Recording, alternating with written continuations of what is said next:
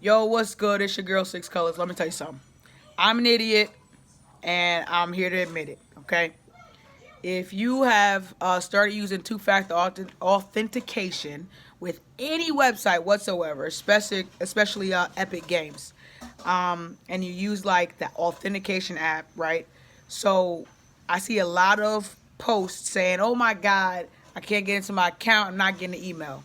You're not getting the email because you use the authentication app. Okay. What this means is that now since you use that app, that's the app that's going to regenerate your code.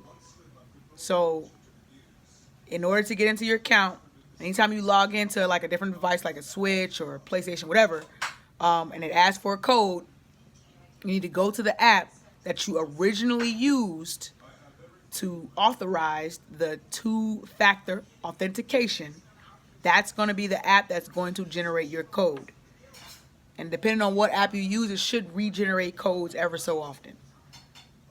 So that's my tutorial.